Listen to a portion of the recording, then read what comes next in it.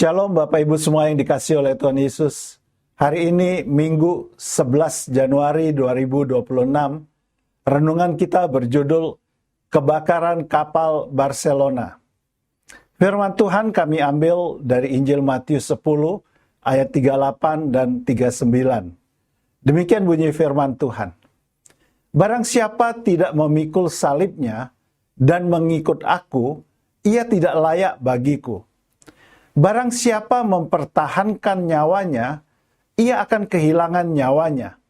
Dan barang siapa kehilangan nyawanya karena aku, ia akan memperolehnya.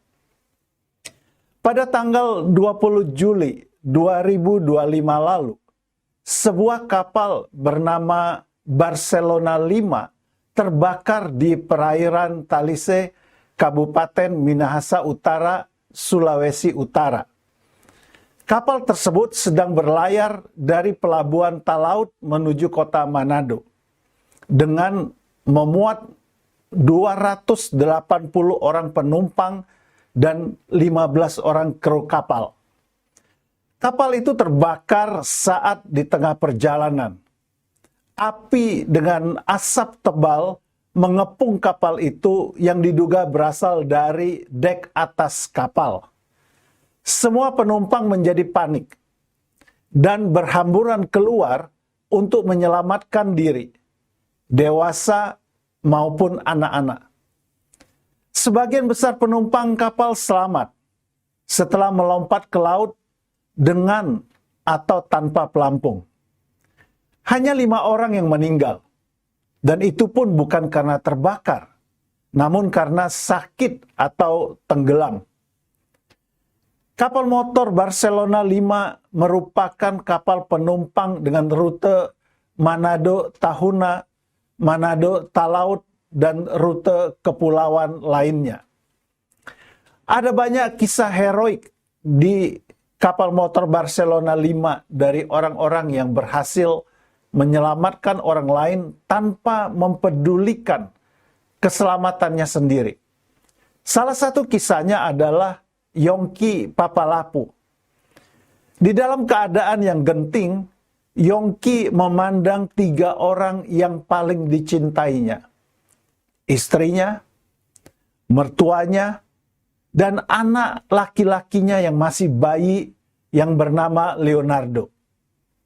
Saat itu, hanya ada 2 pelampung. Namun ada 4 nyawa yang harus diselamatkan, termasuk Yongki sendiri.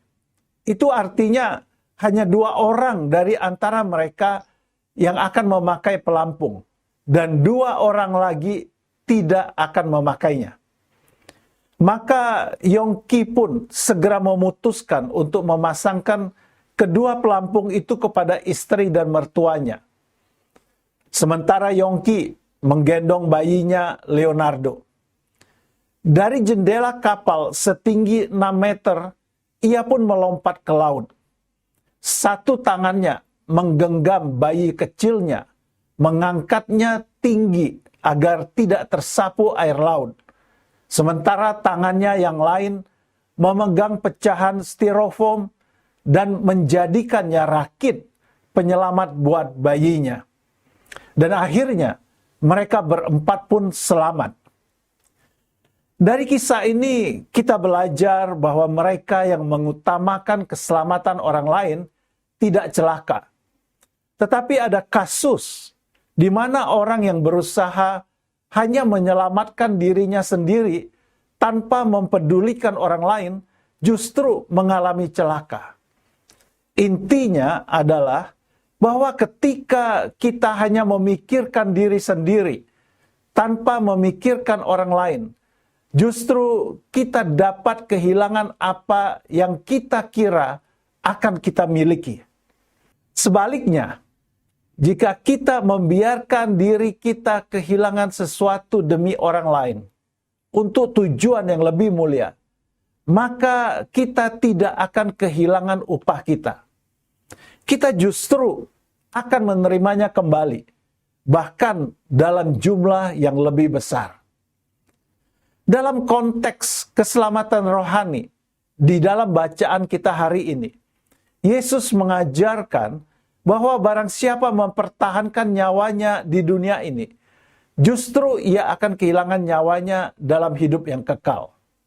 Tetapi, barang siapa tidak menyayangkan nyawanya di dunia, tetapi betul-betul mengiring Yesus dengan setia hingga kehilangan nyawanya, ia akan memperolehnya kembali dalam hidup yang kekal. Kata-kata bijak hari ini, apa yang kita pertahankan bisa hilang. Tetapi apa yang kita berikan akan kita peroleh kembali dalam bentuk yang lain. Puji Tuhan Bapak Ibu semuanya untuk renungan kita hari ini. Mari kita akhiri bersama-sama dengan berdoa. Bapa, ajar aku untuk tidak hanya memikirkan diriku sendiri, tetapi juga memikirkan kepentingan orang lain, serta mengiring Yesus dengan setia. Dalam nama Yesus aku berdoa. Amin. Puji Tuhan, kami mengucap syukur untuk Bapak, Ibu, Saudara-saudari yang selalu mendengarkan siaran Renungan Mana Surgawi ini. Kiranya Bapak, Ibu semuanya diberkati. Selamat beribadah. Tuhan Yesus memberkati Bapak Ibu semuanya. Haleluya. Amin.